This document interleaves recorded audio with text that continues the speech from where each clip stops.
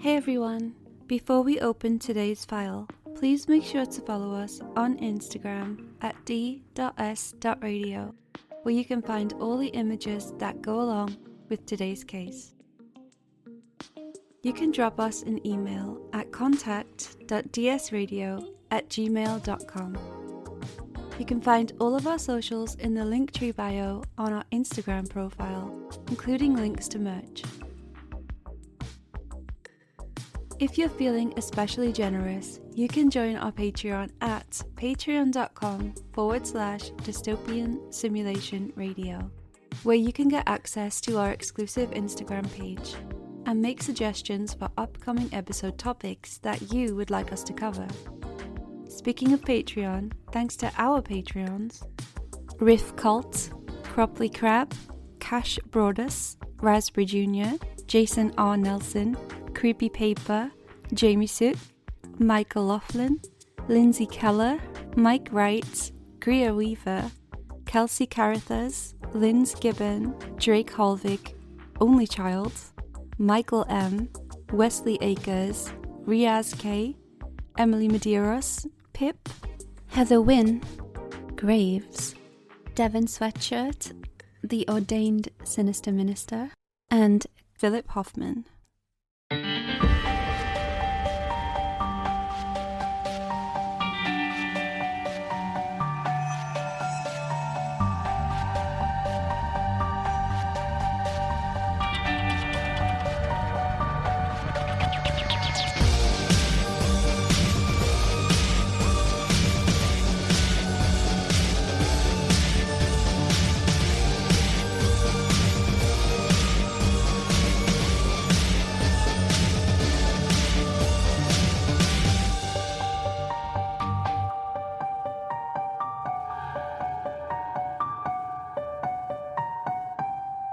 Hi everyone, and welcome to Dystopian Simulation Radio. I'm your host, Linz. And I'm your other host, Chris. How's it going, Chris? It is going great, Linz. It is snowing here in the UK, which it just fills me full of Christmas joy. If it'll just keep it up until the 25th of December, then we'll be all right. Everything will be right. Quite a long stretch, but hopefully we do have snow. I think it probably will snow here. But you know what? I'm not usually much of a Christmassy person. But I really am this year. And I saw your family Christmas jumpers again on Instagram stories. And I think I might need one, Chris. Oh, you're in the family, man. So yeah, we'll get you one, and you can just. Oh, I am. I kind of am. Yeah. You're the godmother to my son, so you get a jersey. So I've got to get a Christmas jumper. Okay, I'll order one, and then next time we record a video for the Patreon, I will be wearing the Christmas jumper, Chris. Excellent. I can't wait for that. I don't think I've ever seen you in a Christmas jumper, so. I know. You're normally doing your best Ebenezer Scrooge impression. All right. So I guess we'll jump right into it here. Whoa. No, I was not the story. Oh. I was going to say, I guess we'll jump right into it. Spotify Wrapped. Ah, okay. Yes, so as many of you will be aware, because it will be popping up on your phones, there is a Spotify Wrapped, but there's a special podcast version as well that tells us all types of things. I think we're going to do a little video where we're going to look at it, popping that on our Patreon. So do remember, you can join our Patreon, patreon.com/dystopian simulation radio, if you want to see that video. We'll pop it out around the time that this is released, so that you can all see it. But just some of the highlights from it. And when I say highlights, we do have to realize that most of you right now are not listening on Spotify. Mm-hmm. You don't have to be, that's fine. But it's very, it's like a small part, it's like 15% of our audience. So These are all some great stats about 15% of our audience. So if you listen to us on Spotify, this one's for you, baby. So, I mean, the main fact that comes out of this, which we kind of already knew, is that, Linz, we are big in America. America. Fuck yeah. What's the actual anthem? It's that, isn't it? So most of you listening are in the US. If you're not, don't worry about it. But most people are. We have quite a lot of you over there, and we just want to say, in carrying on the Thanksgiving tradition, thank you very much for listening to us. 48% of our streams were in the United States. There's 39 countries overall who are streaming us via Spotify. The most new listeners, though, that we got this year, number 5, we're in Ireland. Yay. Number 4, South Africa. Ooh. Number 3, Canada. Ooh. Number 2, Sweden. Yes. And number 1, the United Kingdom. Boo. No, I'm kidding. So, America, you're letting the side down here. Come on, tell your friends. This time next year, we need to do it. Most people who listen to us are into similar sort of genres that they listen to for podcasts. The top thing being true crime, makes sense. Number 2, society and culture. Culture? Maybe we're in that. Chris. Well, we are very cultured. You are a here. man of culture. Well, I'm more of a man of number 3, I like to think. So I'm very pleased that other people listen to comedy and might consider this podcast slightly humorous. That's nice. I mean, we are a pair of idiots, and I guess that can be left at. So it's comedy in that respect. And it also tells us a lot of shares as well, that people shared Spotify. So a lot of people shared the direct link through Spotify. That's one way that you can do it. Instagram, which is probably ourselves, but then other people sharing it through WhatsApp and Facebook and other means as well. So, hey, don't forget, if you want to tell people about our episodes, then you can absolutely 100% do that. We'd love you to share the word. Our most shared episode from last year was Agent XXX, Mysterious Deep Throat, which I don't know how to feel about that because that's the only episode of last year that I wasn't in. Chris, no. I actually think it was probably Michael 8 from Septembrios fans sharing the hell out of that.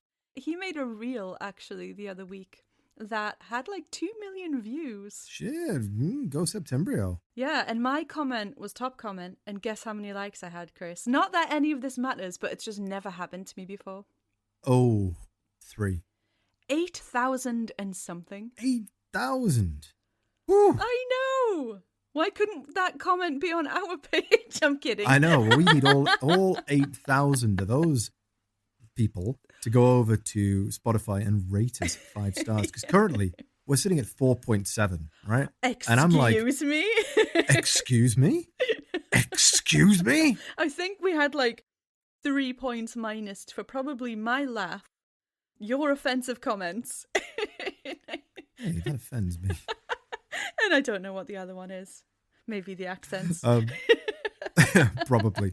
But if you're listening to this via Spotify, or even if you just have Spotify and you like the podcast, please go over to Dystopian Simulation on Spotify and just whack us a 5-star rating. It would really, really help us. We did see some really big growth over on Spotify. We had 66% growth in listeners versus this time last year. Ooh. Which is absolutely fantastic. And indeed, across the board on every platform, things are on the up. How interesting this is to anybody that isn't us, I don't know. But Good we are point. going up there. But we need all of your help. Yes. So we're a top 5 podcast for over 100 people. So if you're one of those people, just please make sure you share the shit out of this because it really, really helps us. Yeah. Don't underestimate just sharing the link to a friend or something. It really helps. But enough about us. Yes. Actually, more about us. Here's the episode now. But yeah, what else? Oh yes, Linktree links. If you want to find our merch and everything else that we have out there, we have a Linktree link in our Instagram bio, which is at d.s.radio, and that's also where all the images that go along with this episode will be. There's some interesting images that go with this one. So you might want to go follow us there, and you can see all the future episode images too, and all the past ones. So it's like a little visual manual to go along when you subscribe to us. So please go there and follow us. And if you do follow us, occasionally we do some things over there, like we run competitions, and we do have the winner of a competition to announce, the winner of the DSR sticker competition. Woo! So we have been inundated, literally swamped with entries. Couldn't move for all 2 of them. No, there was a lot. There was a lot more than 2. Yeah. But I'm happy to announce that. Oh, picking a name out of a hat here. Didn't know I owned a hat, but I did. I found one. I was going to say, you don't have a hat. The winner is Missy Pixie Daydreams. Woo! Yay! So well done to that name, Missy Pixie Daydreams. If you are that person, then please just drop us a DM on Instagram. Let us know an address that we can send you some stickers, and then we'll do that. We'll send you some stickers. Hey, well done. Woohoo. Okay, Chris, is that all the housekeeping for this It this absolutely episode? is. Well, in that case, Chris, you might want to brace yourself. My head is firmly between my legs. Very fitting for today's episode. Oh, God. Chris. Oui. Going on vacation. It's nice. Ah. But what's the most stressful part for you? Oh, man. I think the most stressful part is trying to catch a connecting flight. Oh, God. I think that's the worst, especially if your flight's delayed, because you're thinking, how am I going to sort this? You're like, literally, if you're up in the air and it's delayed, you've got no way of finding out that answer until you land, and you know that it's going to be pure chaos when you land as well. Yeah, same for me. It's just the friggin' airport and the flying. As you and long-time DSR listeners are probably aware, I've had some interesting experiences while flying or trying to fly.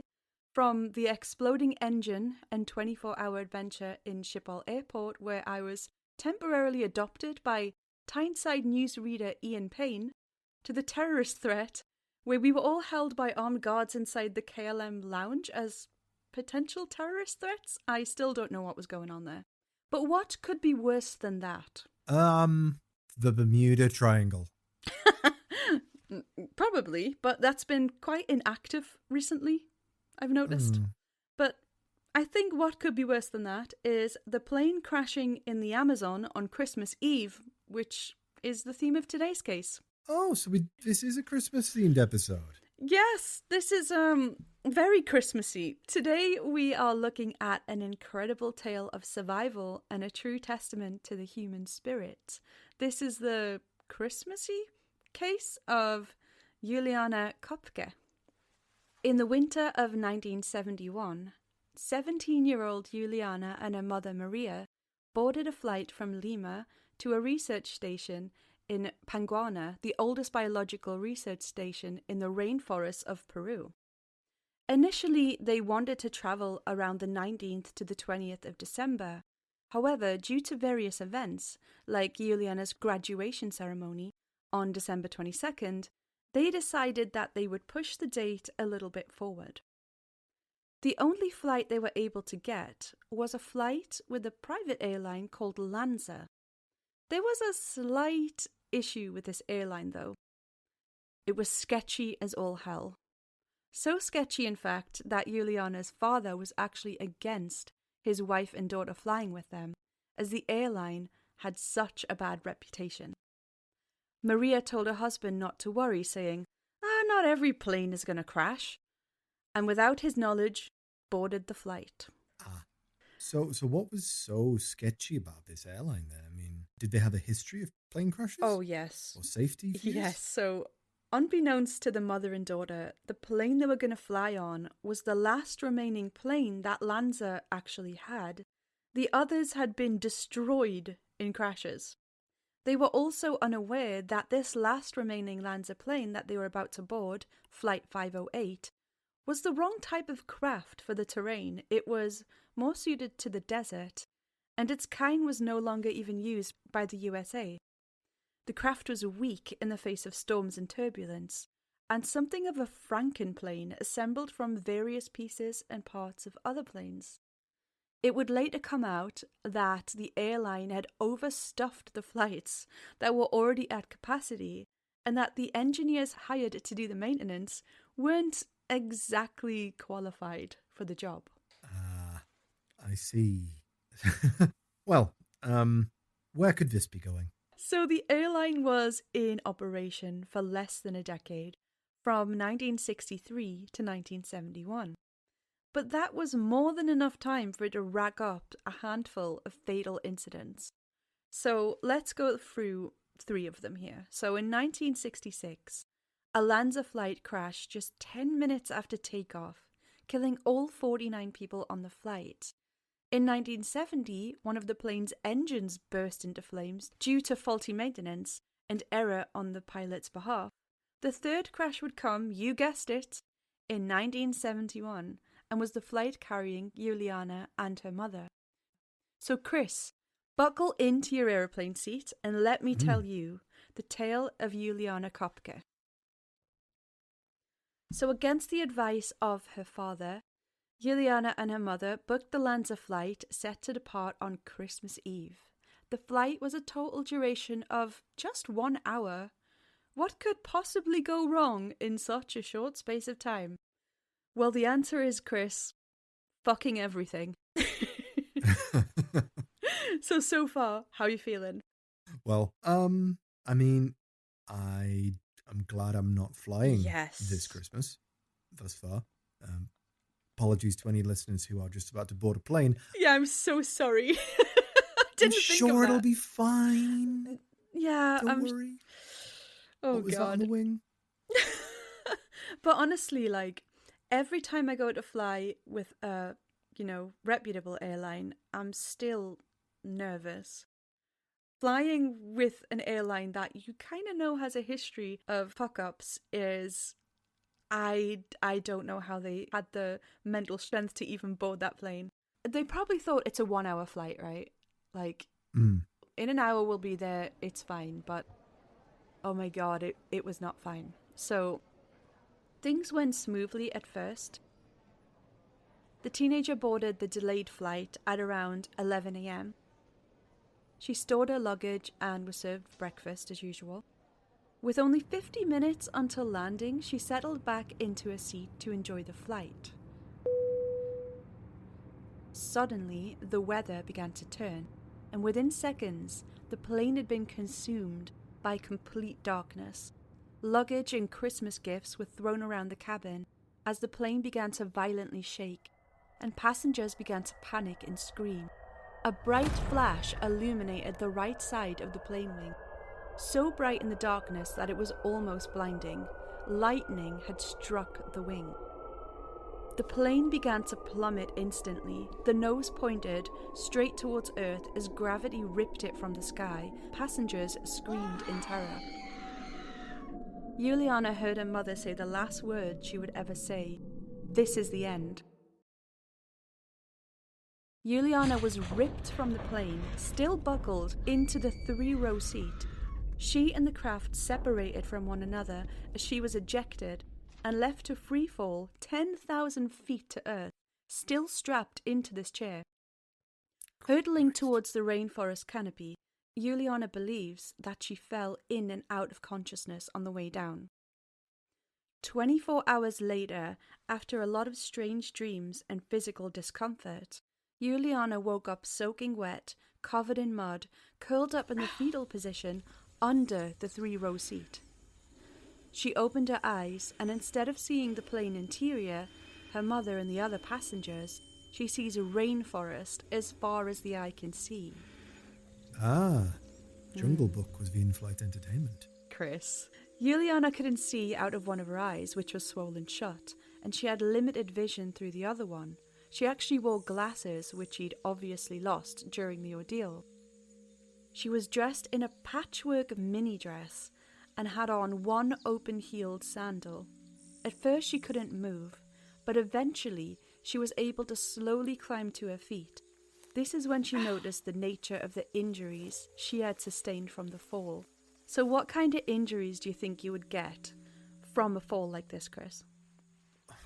I mean, from 10,000 feet. Fucking hell, right? I mean, I'm going to guess that she must have a litany of broken bones, the very best bruises and scrapes all over, possibly internal bleeding. She may have a concussion. Mm-hmm. It really depends on what she landed on. I mean, I'm just more shocked that she survived this fall at all. God, I know. So, the right side of her clavicle was fractured. Thankfully, the bone did not puncture the skin, but she could feel that it was broken. She had a deep laceration on her calf and a coin-sized wound on the back of one of her arms. Luckily, neither wound was pumping out any blood. She didn't know this at the time, but she had injured her neck and spine, which would cause her headaches for the rest of her life. That was the only injuries that she had. That's crazy. I know. That's absolutely crazy. Yep. Like, fractured clavicle and wounds. you think how much people can injure themselves from just, having a trip or slip at work that wasn't their fault. Yep. Like, how... I guess the human body's just so potentially resilient, and she won the lottery in terms of she was that 1 in a million that would have survived this fall. It's unbelievable, and obviously she was plagued by headaches and vision issues for the rest of her life, but she should kind of be happy about that. Yeah, well, the most overwhelming feeling for Juliane was that of abandonment. There was not another soul around, and she was completely alone. Imagine waking up like that. Like, 1 minute you're in a plane with your mother. The next after a few weird dreams, you wake up in a rainforest under your chair. Like, that must... Well, it'd be terrifying. Even comprehending that or absorbing that, it would be so much. I mean, apart from, the conditions that you're in, the rainforest is a pretty remote and inhospitable place for humans. You're obviously surrounded by a lot of creatures that have the potential to damage you as well. Yep. I mean, all you got to do is step in the wrong place and you've got, bullet ants running up your leg, or you've got a snake dropping down on you that's going to, I've seen Anaconda with Jennifer Lopez. I know how these things go. I'd totally forgotten about that movie. Okay, so Juliane had her own theory about how she managed to not have as many injuries as she could have. She believes that because she was strapped into a row of 3 seats at one end, she was kind of weighing it at one end, so both she and the seats may have fallen in a spinning motion, like that of a maple seed, which gently spins to the ground when it falls from a height. You might know maple seeds from, those ones that you pick up on the ground and throw up in the air and they spin down like a helicopter. Oh, yeah.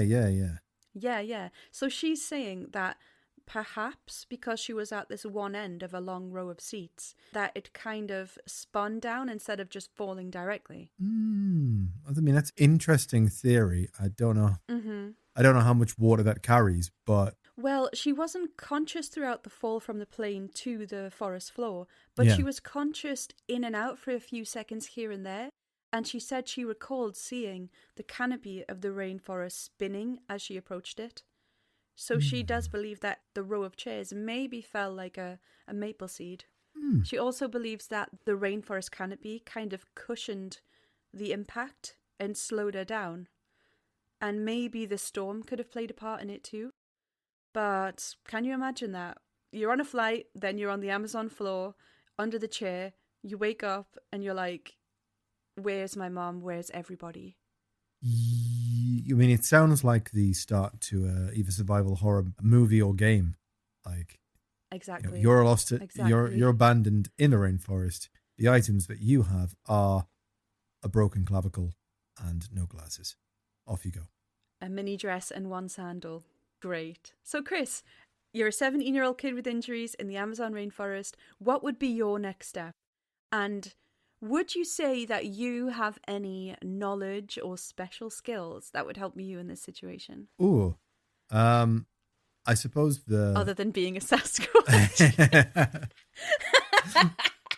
I'm sorry, I had to. I think the most sensible thing to do initially would be to try and build some kind of shelter, I would guess. With what? I mean, debris. You've got a debris. Okay. you've got a seat. If it's still in one piece, you might make that into some sort of, you'll have to use the cushions into some kind of bed or something. So you'd make an IKEA survival Yeah. shack, is what you're saying. I guess your first, if you're talking about your very first things you need to do, it's you need to protect yourself from the elements.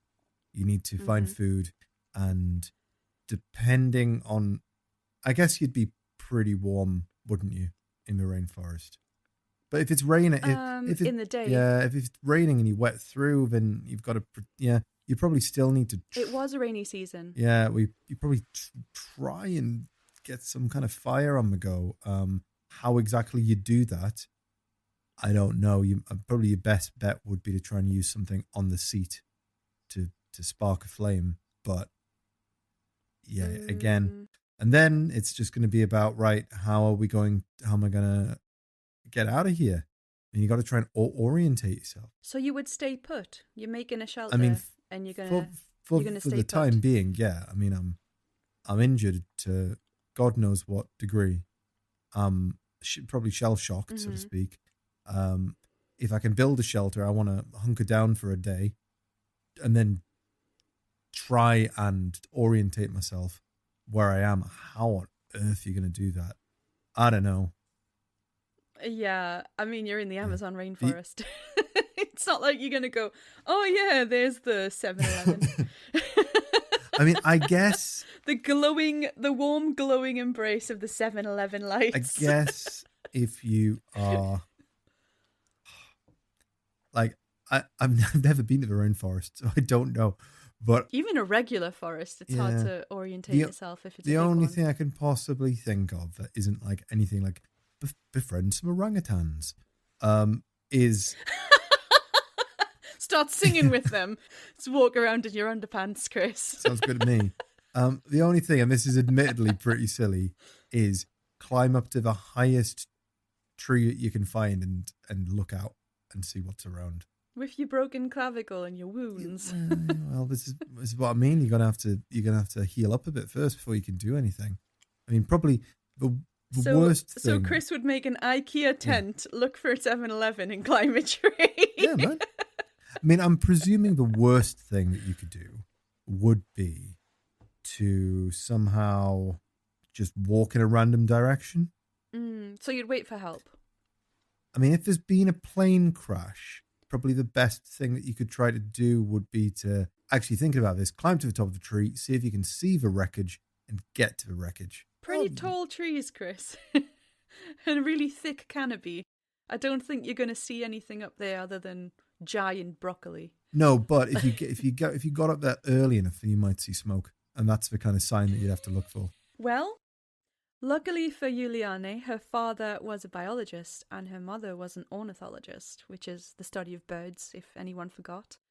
They had worked at the Museum of Natural History in Lima up until 1968, and Juliane had completed her high school education in Lima after being homeschooled earlier in childhood. Her parents had gone on to set up an ecological research station in the Amazon rainforest. It still exists today, and it's the oldest research institute of its kind in Peru. She had actually lived in a hut in the rainforest with her parents, and thanks to her mother's studies, even had exotic birds as pets. And this is exactly where Juliane and her mother were headed on the flight that day. So Chris, let's take a look at Juliane as a kid. Okay, so she's kind of familiar with the rainforest. Not all of it, but at least she's been there before. Yeah, I mean, obviously she's in a random place in a gigantic area, but she's not too scared because she's used to it. You know, the sounds and the surroundings and everything. Okay, well, we've got an adorable little girl here. She has got, I'm assuming, bleached blonde hair. Well, not literally bleached blonde, but that kind of blonde hair. She has white hair, yeah. Yeah, a little bit like you. And she is in the rainforest here, and she's got a toucan who is sitting on her arm, possibly eating some kind of flower, maybe? I'm not sure. No. But the toucan's sitting on her arm, and she's having a great time. It's lovely, isn't it? Like, it is kind of like a Disney movie. And then we do have a second picture here which is a little bit like My Neighbor Totoro, but with a gun. So we've got a bit like Moomins. Yeah, we've got mother and daughter here. They're in the bush. There's some large leafed plants that they're playing with, but the mother also just happens to be have a rifle in her arm. You gotta have one. There's a lot of things out to get you in the Amazon rainforest. So while most of us would have a mental breakdown in the face of such a situation, Juliane wasn't afraid of the environment, as she was more or less familiar with the flora and fauna of her surroundings. That didn't change the circumstances, however. The teenager was concussed, injured, alone, and without tools, a lighter, provisions, or adequate clothing. At first, she could only crawl, but she eventually got to her feet and began searching for both help and other possible survivors. While walking, she heard a sound that she recognized: the large beating wings of vultures. Any clue what's coming, Chris? Are the vultures picking the carcass of her mother? Very grim. No, but almost. So, the only other people that Juliane found were the bodies of 3 passengers strapped into a row of seats. She made the tragic discovery after day 4 of wandering alone. Unlike Juliana's row of seats, which had spun to the earth like a maple seed, the seat of the 3 dead passengers had hurtled down to earth at such a speed that it was embedded upside down, 3 feet into the earth. The upper bodies of the passengers, 2 men and 1 woman, had been driven into the soil, leaving only their legs exposed. Wow.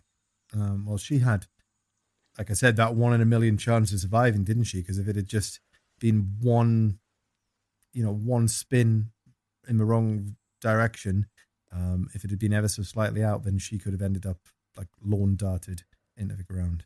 Yeah, I mean, what a terrible thing to see at any age. Imagine that. It's like something out of a Junji Ito comic. And remind me, how old was she at this point? 17. If you know what I mean. She... Oh, Chris, sorry. Everyone excuse Chris. We were having a conversation about that Beatles song. I saw her standing there and how it's kind of creepy. Yeah. It is a little bit odd, that song. But yeah, so she's 17. She must be bloody terrified. Yeah, imagine seeing that at any age. Like, that's an awful image. So, seeing the bodies made Juliane worry about her mother, who was strapped in next to her, but when the teenager landed on the ground, there was nobody next to her at all. It was only her that remained strapped in for some reason. So she began to worry about her mother, and although logic dictated that her mother couldn't possibly be the one woman in the row of 3 passengers, it didn't stop her checking just to make sure. So she grabs a nearby stick. All she can see of the woman really is the clothes and the feet. So she moves the feet with the stick and notices that the nails have nail polish on them. And she's like, oh no, that's not my mum. So at this point, she's really worried, really concerned, and she doesn't know that she is the sole survivor of this flight. At the scene, Juliane finds a bag of candy, which she takes for sustenance, leaving behind a Christmas cake that was saturated with dirt and tasted bad when she tried it. She would come to regret that decision a lot. So other than the candy, Juliane ate nothing the whole time she was there and was consuming only water from the leaves around her and eventually a small stream that she'd find. So Juliane knew the only edible things she was certain were safe could only be obtained with a machete. So she made the decision to just avoid eating anything at all that she was unsure of. Chris, what would you do at this point? You say that are no 7-Elevens anywhere? No, there's no microwavable croissants or juice, chocolate milk. I think we're just, the only experience of 7-Eleven we have are like Asian ones, I think. So the products in there are kind of way different. Yeah, there's no little hot dogs rolling. Oh, man. Well, I think, I would probably be thinking I'm quite lucky to be alive, but I'm gonna have to go quite extreme here, and I'd draw upon the only experience that I have in such a scenario, which is Metal Gear Solid 3 Snake Eater, and I would just start eating everything, like tree frogs, snakes, and even what are they called? Even caimans. Cayman crocodiles. Maybe the babies. Yeah. Just chomp, like do a Ozzy Osbourne and just chomp their heads off. I would just be snacking on everything. It'd be fine. I'd just be snacking. The Amazon is just Chris's buffet. I fancy myself some tree frog today. I mean, obviously, a lot of the things in the forest, in the rainforest, are venomous. Exactly. Like, you just don't know. Some things are poisonous as well, so you don't know. You'd have to be kind of, I suppose you'd probably be at a point at some area where you would be so hungry and you'd need substance that you would think, well, I'm gonna bite into this snaky boy and I'm just gonna see what happens. But that's just a Tuesday for Chris. All right. Remember what you said about hunkering down and waiting for, like, maybe someone to come and save you? Mm-hmm. Well, for the first couple of days, Juliane heard planes flying around above. Helicopters, sorry. And eventually they stopped. So that indicated that whatever search had commenced had been called off. It was really hard to see anything, and I don't think they even found the plane. While Juliane was walking around, she discovered the crippled engine and propeller of a previous Lanza airline craft that had crashed in the region. Jesus Christ. Oh no. Yeah, like that's when you know that you've got to get on the move, right? You can't wait around. No one's going to find you. It's so dense.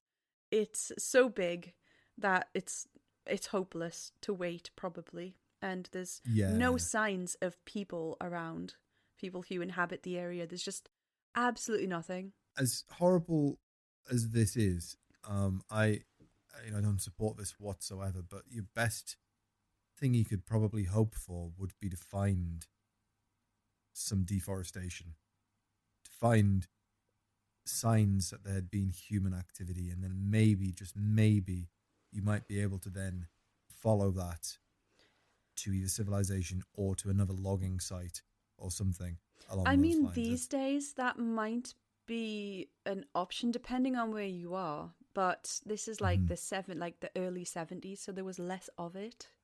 Yeah, so a small glimmer of hope at the scene shone through the darkness. The sound of water. It wasn't the sound of a rushing stream or a large body of water, but it was water nonetheless. So Juliane followed the sound and came upon a spring, which she began to follow, knowing that eventually it might grow into a larger body of water. And larger bodies of water usually meant people.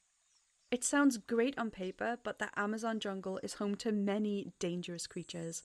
Not only the snakes and spiders and big cat predators on the ground, but the piranhas, crocodiles and anacondas and Jennifer Lopez's in the waters. Another creature lives in the Amazon, however, the Hoatzin. Do you know what they are, Chris? The Hoatzin? I do not know what one of those is. Enlighten me. It's a type of crested chicken that in the Amazon rainforest, it lives near like mangroves or water, and they're really like tough. They have little claws on their wings. So, like, if they fall into the water, like a normal bird will freak out and likely die, or, die of exhaustion trying to get out. But they have these little claws so they can scramble out and climb around. They can climb up trees. And they have this particular grunting call, which doesn't really sound like a bird. But Juliane recognized this because, as we mentioned earlier, her mother was an ornithologist. So she was really knowledgeable about them. And she knew that finding them meant water. So she used them to find a body of water that she could follow and hopefully find people. Wow, clever girl. Like, smart, right? Yes, like we would be screwed. We're like, hello, is there any deforestation? Excuse me, are there any forest chickens? I hear you are signs of water. Are you edible, sir?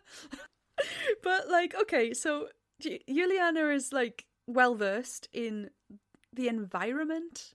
I mean, it's not a great situation to be in, but she's not that scared of the creatures around her. But what creature do you think she feared the most then, Chris?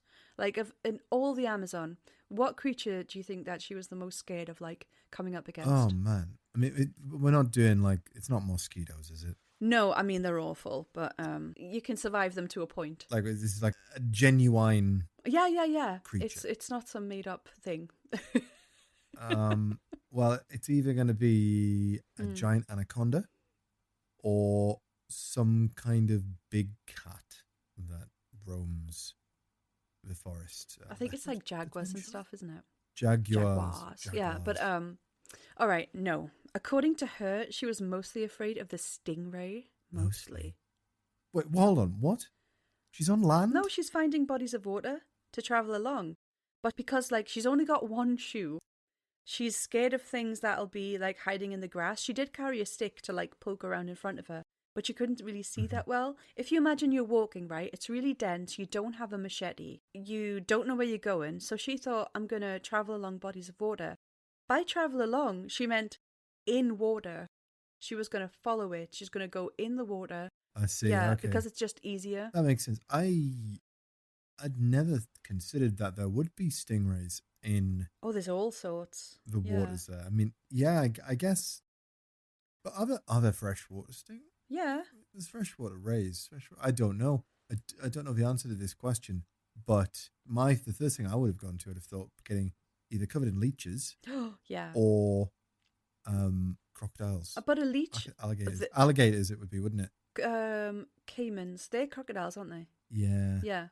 They are. But yeah, leeches and stuff, you can just pull them off your body though, can't you? I mean, it sucks, but you can just rip them off you or whatever. You can do. You're gonna get an infection if you do that though. You need to burn them off. According to her, she was mostly afraid of the stingray since she travelled by water. Mostly. She was concerned about stepping on a stingray. So she would float downstream. Okay. Basically, she was like, I don't want to step on a stingray. I'm just going to float, which is a good way to conserve energy and move really quick, right? Like, I would never have thought of that. I would be terrified. But obviously there's logs and stuff you can bump into, so she had to be aware of that. So if it was shallow, she would wade in it with a stick to, like, test the ground in front of her just by jabbing before each step. Because, obviously, as you probably know, the spiked barbs on a stingray's tail can actually even puncture a boot. So even if you're wearing, like, rubber boots, that's how dangerous they are. They can actually puncture it. And they're poisonous, right? So let's take a little look at this stingray video to see, like, how they sting. And then I'm going to show you the damage they can do. It's not Steve Irwin, is it? No. I know, when you think of stingray and death. You're going to make me cry here. No, I love him too. But his son's carrying on the legacy. Right, so here's a video, Chris, of how stingrays actually sting. This is a stingray. I've always wondered how a stingray stings. Well, if you look at the bottom, you'll see a long tail.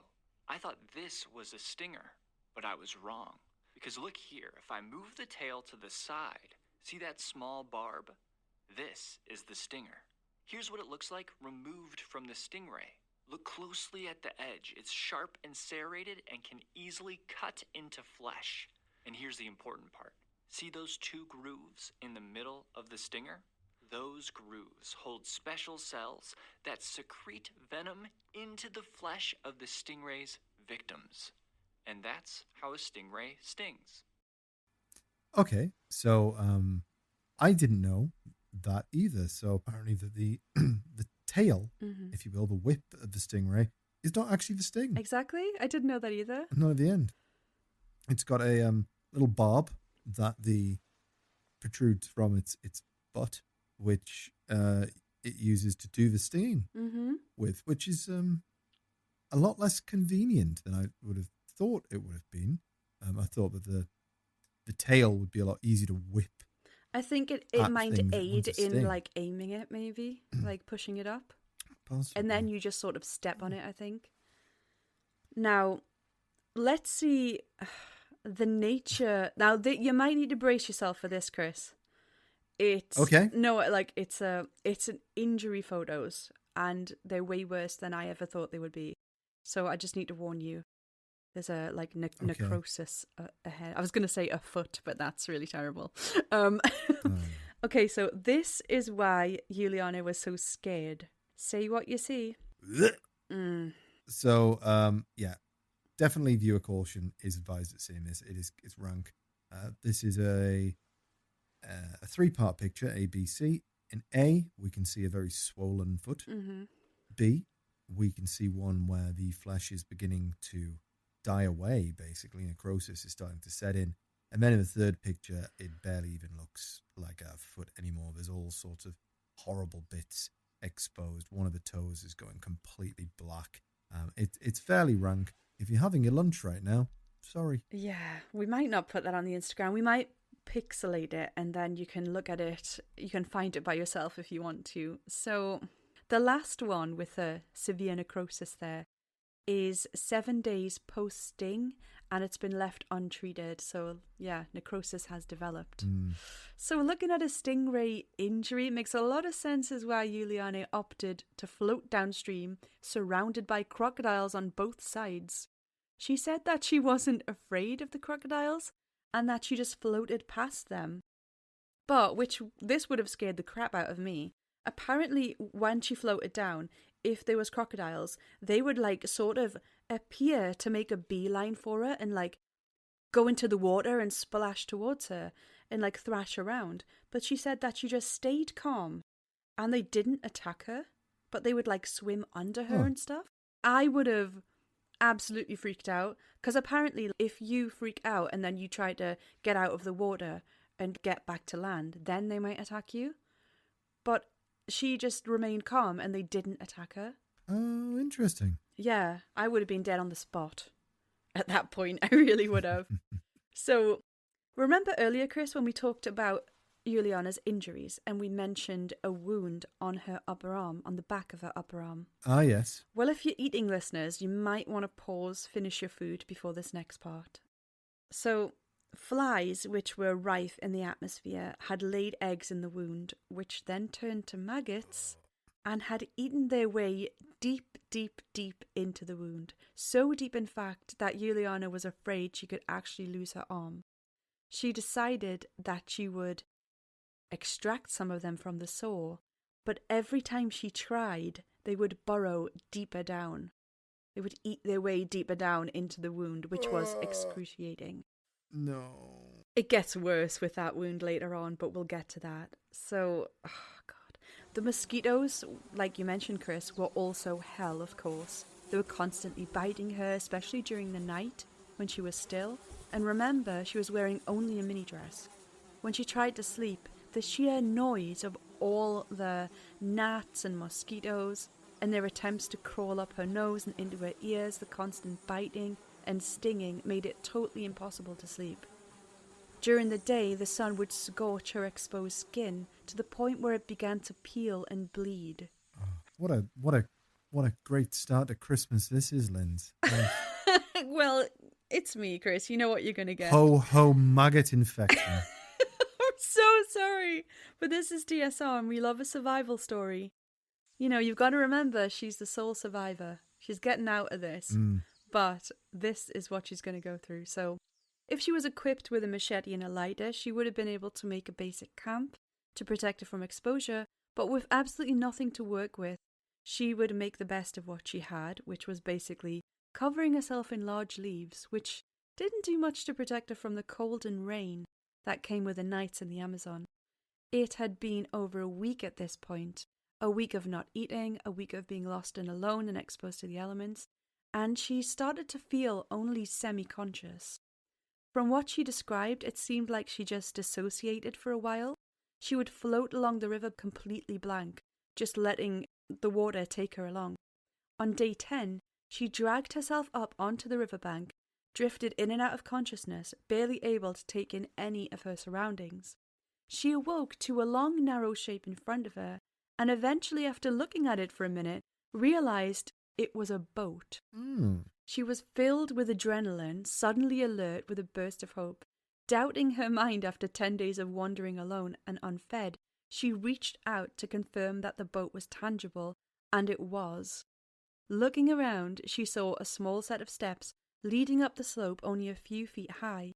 She inched towards it in a weakened state, at such a laboured pace that she recalled it taking several hours to actually ascend the small steps. When she finally got up there, she found a hut, and for the first time in days, she actually had shelter. She was really, really hungry, but she was unable to catch any of the small frogs around her, which were hopping and sitting around in abundance. Even those just a few centimetres away were out of reach, which was good because they were poisonous. Juliane used the last of her ever-depleting strength to unscrew a cap from a nearby can of kerosene, which again took an excruciatingly long time. She dripped the kerosene into the wound on the back of her arm using a rubber tube, and after initially trying to eat their way further down, over 24 maggots exited the wound. Wrong. Seriously. She eventually closed her eyes and drifted off. On January 3rd, Juliane awoke to the sound of voices nearby. Woohoo! That must be like, you wouldn't even care. You'd just be like, oh, yes, humans. I mean, she must have been overjoyed. Yeah, she felt like they were angels. Do you want to guess who showed up? Bruce Forsyth. I don't know. As long as it's not Jimmy Savile. Chris, are you okay? I don't know. What a difficult question to ask. Was it some loggers? Yep. Hey! It was 3 local guys, and they looked shocked to see this girl in the hut. So she explained to the men in Spanish that she was a victim of the crashed Lanza flight. The sight of Juliane's maggot-infested wound was so bad that they had to treat it immediately, and they poured some more gasoline on it to flush the maggots out. Around 50 of them wriggled their way out, but even more would be extracted later by doctors. How many were in? Initially, it was a coin-sized wound an inch deep. Yeah, they're having a party in there. Christ. Honestly, like that, oh my God, I couldn't. I wouldn't have made it one day. Yeah, I have to say props to this young lady, though. Not only is she got survival skills and is an ornithology expert, she also speaks Spanish. So this chick, she's amazing. She's brill. She's hardcore. So the men loaded Juliane onto their boat and took it to the river.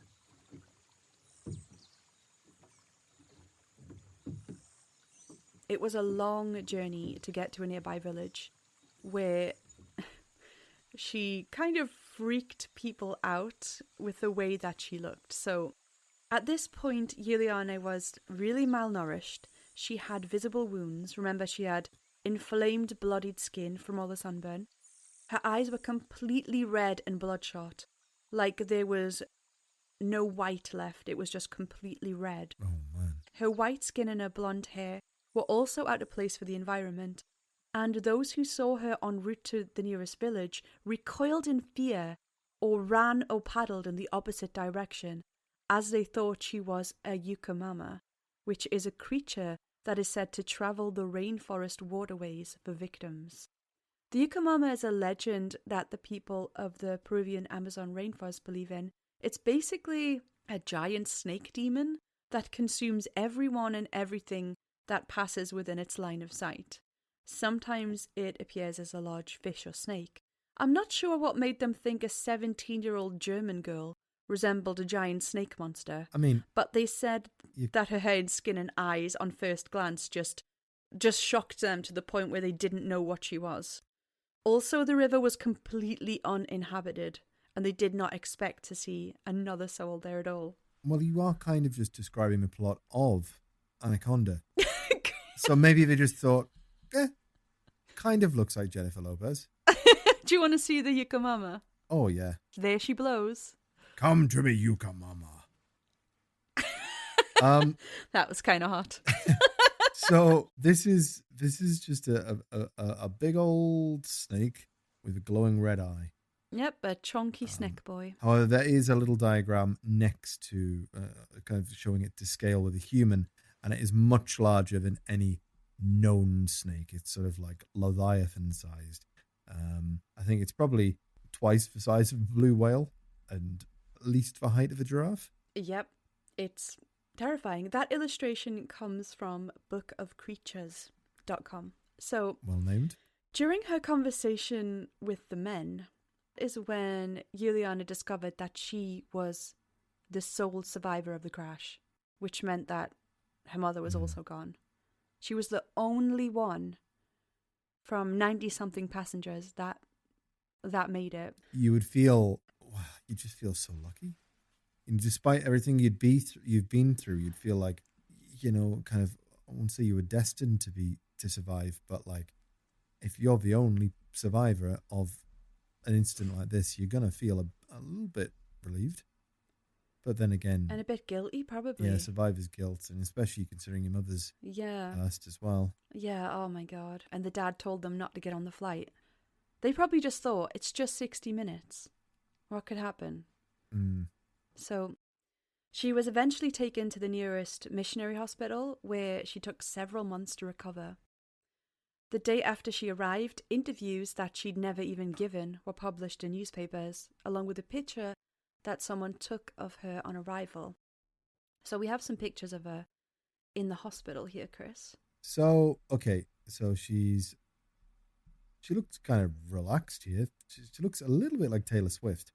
I think she looks like Scarlett Johansson. Yeah, actually, that's probably better. Scarlett Johansson. She should definitely play her in the biopic that we will put together on this. She's relaxing in a bed. She looks kind of out of it. It's a black and white or sepia picture, so it's a little bit difficult to tell. But her eyes do look very black, one color. I'm presuming all. Yes. Red. You can also see, if you look at her armpit, you can kind of see what I'm assuming is dressing of the wound that we've been talking about, the maggot fest. Yeah, I mean, think about it as well. Her skin was peeling off with the burn. She'd been in, like, every wound that she had. She probably had loads of little wounds. She had bites everywhere. She must have been in such pain. I mean, the eyes, zooming in on them, she almost looks alien-like.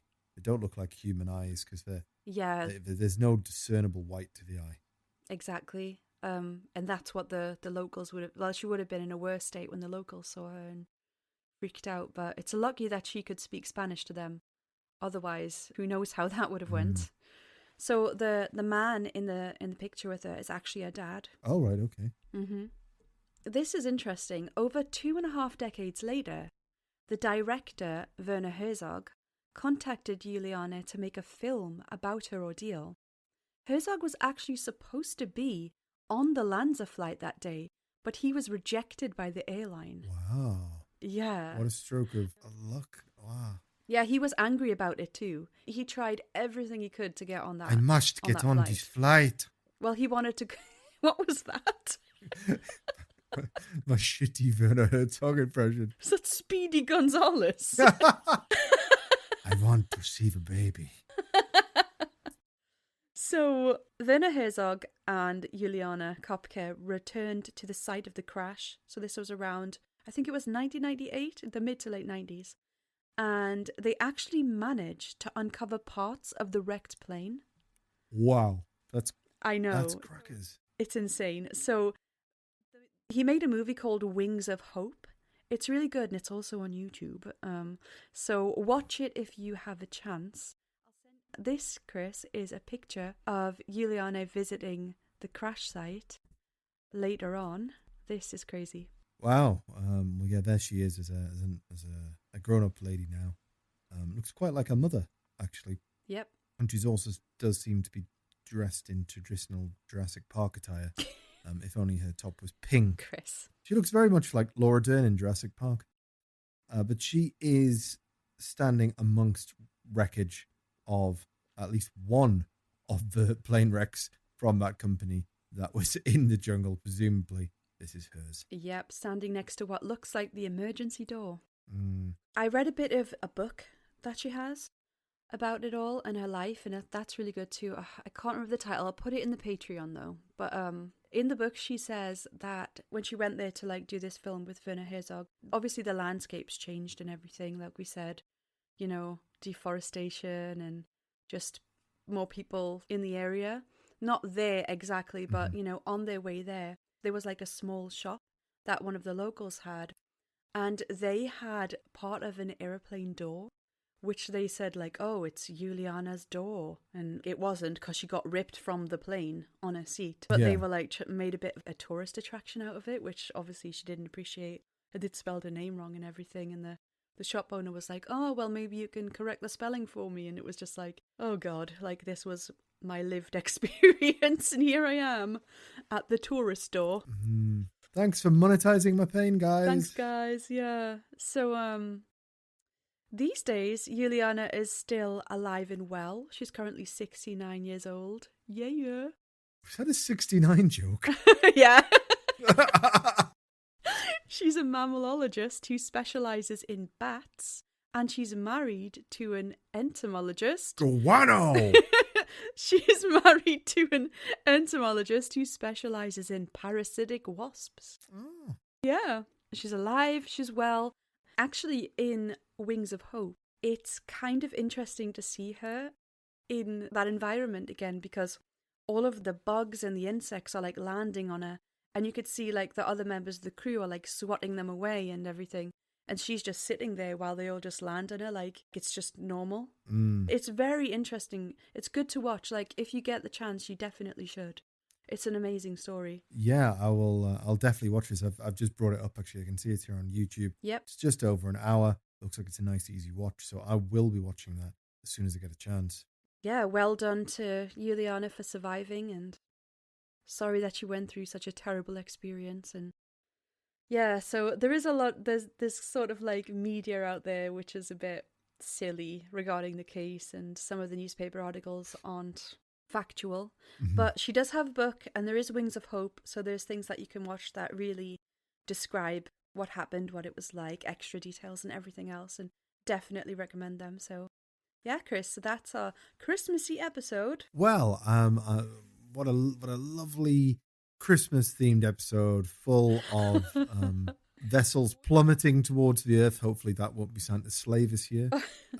Things being unwrapped. In this case, it was maggot-filled wounds and not presents. And I'm sure mince pies was in there somewhere. Inedible Christmas cake. There we go, Christmas cake. You're welcome though, Chris. I hope you enjoyed this jolly tale of survival. And yeah, we actually have a Christmas quiz this year again with Michael 8th of September, all right? Yes, we do. We're going to be having another quiz coming up. This is the perfect time to go back in the archives and check out the first Christmas quiz, because I'm sure the second will have a lot of references to the fact that I won last time. Well, this time I'm medicated, so I'm coming for you, bitch. I'm sharp. So, yeah, go back in. But I'm going to kick your ass this time, seriously. Oh, yeah, big words. Small actions. Well, I know that you briefly chatted to Michael on Instagram in the DMs, and he sent me a screenshot. Yes. To rile me up, I think, about you winning again. And I just want to say that I don't appreciate that. Well, not a lot of people appreciate when they lose, but it does teach you a lesson. Get ready to learn then, Chris. I want you to beat me. Prove me wrong. That was a bit BDSM, but we could arrange that. What, BDSM? You need a hell of a long whip from Sweden. I'll send someone on my behalf. Oh God, Keith, get away. All right, but yeah, that was today's episode, and thank you. I know you enjoyed it, Chris. Much. I did. It was a different affair to the LSD drips that we went on last time, but it was a very interesting story. I'm very glad that she survived, lived to tell the tale, and worked a bit with Werner Herzog. I mean, that's got to be a reward in itself. But this was a very interesting episode. Thank you very much for presenting this amazing story. Yes, you're welcome. So thank you everyone for listening. Follow us at d.s.radio. All the images will be there. If you want to support us in keeping this podcast alive, you can do so by becoming a Patreon at patreon.com/dystopian simulation radio. So thanks very much, Linz. And remember, everybody, if you're catching a flight this Christmas, make sure it is an Alanza flight. Bye.